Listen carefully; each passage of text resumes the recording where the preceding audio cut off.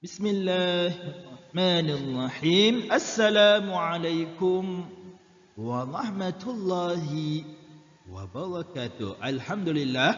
Okey, bertemu lagi kita di dalam kelas PDPL Sains tahun 2. Okey, hari ini Rabu 16 Jun 2021. Kita akan sambung lagi dalam topik unit 5 tumbuhan. Okey, jom. Okey. Okey, sekarang muallim nak kamu buka buku teks sains tahun 2 muka surat 58. Okey. Buka buku teks sains muka surat 58. Okey, baik. Okey, tengok dulu. Tengok di bawah. Saya ingat. Tengok dekat saya ingat. Saya ingat. Hari ini kita akan baca. Semula kita ingat semula apa yang telah kita pelajari, iaitu nombor 1, kepentingan tumbuhan. Ini yang kita belajar sebelum kita bercuti. Ingat, iaitu kepentingan tumbuhan. Yang pertama, tumbuh-tumbuhan ialah habitat untuk haiwan. Tempat tinggal. Habitat adalah tempat tinggal untuk haiwan. Okey, apa lagi? Kepentingan tumbuh-tumbuhan, ia merupakan sumber udara untuk manusia dan haiwan bernafas. Tumbuh-tumbuhan ialah sumber udara untuk kita sebagai manusia dan juga haiwan untuk bernafas. Okey, seterusnya, kepentingan tumbuh-tumbuhan ialah merupakan sumber makanan dan juga sumber ubat untuk manusia dan haiwan. Okey. Balik muka surat yang ke-59. Baik. Cuba kamu tengok keperluan asas untuk biji benih bercambah. Yang pertama, air, udara, suhu yang sesuai. Okey. Untuk satu biji benih untuk mengeluarkan cambah, dia memerlukan perkara-perkara asas seperti air, udara dan juga suhu yang sesuai. Barulah biji benih itu akan bercambah. Baik. Nombor 3. Okey, nombor 3. Ingat. Semasa pembesaran tumbuh-tumbuhan mengalami 1.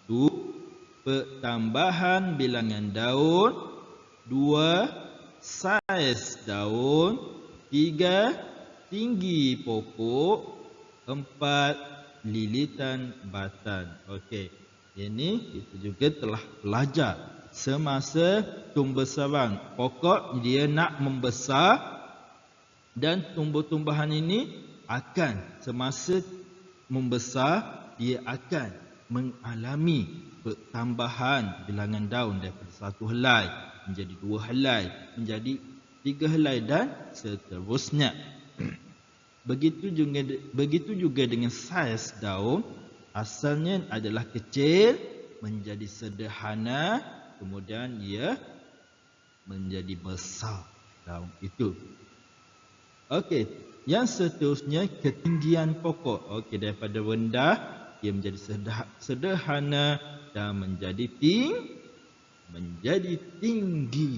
Dan lilitan batang daripada kecil, sederhana dan besar. Okey, ini adalah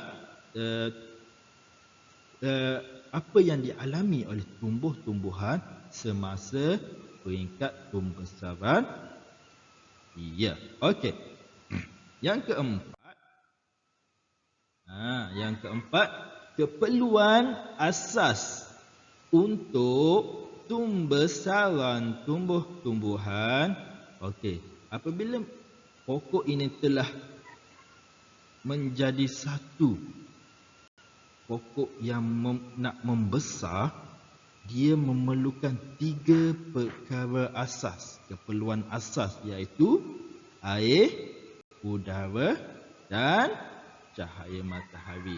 Air, udara dan cahaya matahari ialah keperluan asas tumbuh-tumbuhan. Kalau tidak cukup, yang sama ada tidak ada udara, atau tidak ada air, tidak mendapat air, atau tidak mendapat cahaya matahari, maka pokok itu tidak akan tumbuh secara sempurna ataupun dia boleh mati. Okey.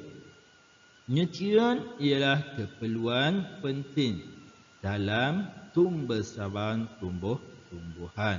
Nutrien menjadikan tumbuh-tumbuhan hidup subur. Nutrien ialah daripada asal nutrien ini adalah daripada air, udara, cahaya matahari menghasilkan makanan. Nutrien ialah makanan bagi tumbuh-tumbuhan. Apabila cukup lengkap satu tumbuhan, satu pokok itu menerima air, menerima udara, menerima cahaya matahari, maka makanan untuk pokok itu lengkaplah. Apabila lengkap, maka pokok itu menjadi pokok yang subur. Okey. Dan yang kelima, okey. Yang kelima, yang ni kita belajar pada hari Ahad baru ini, iaitu urutan pembesaran tumbuh-tumbuhan. Ingat lagi tak? Apa yang kita belajar pada hari Ahad baru ini? Yang pertama, daripada biji benih menjadi biji benih yang bercambah, menjadi anak pokok, menjadi pokok yang berbunga, daripada pokok yang berbunga menjadi pokok yang berbuah. Okey. Kau pernah perhati tak? Bila ada pokok yang berbuah, maka daripada buahnya, contohnya pokok pauh ke? Siapa pernah makan pauh sini? Pauh ni ada buah dia menghasilkan apa? Menghasilkan biji. Itulah menjadi urutan daripada tumbuh-tumbuhan. Okey, itu sahaja pembelajaran kita. Sebagai tugasan hari ini, muallim nak kamu buka buku aktiviti muka surat 32. Buku aktiviti 32, aktiviti 4, tulis hari ini 16/6/2021. Perhatikan pembesaran pokok berikut. Hari ke-5, hari ke-10, hari ke-15. Tengok ada perubahan daripada kecil menjadi sederhana, kemudian menjadi tinggi. Okey, lengkapkan jadual pembesaran pokok di bawah. Okey, tengok. Hari ke-5, ke-10, ke-15, saiz daun dia. Tengok saiz daun dia ni daripada asalnya kecil menjadi hari ke-10 sederhana, maka pada hari ke-15 menjadi besar sedikit. Okey, yang lain kamu boleh jawab, dan juga yang di bawah ini isi tempat kosong dengan jawapan yang betul. Ni tadi ada yang kita bincangkan semasa pembesaran tumbuhan mengalami pertambahan apa? Kamu boleh jawab. Okey.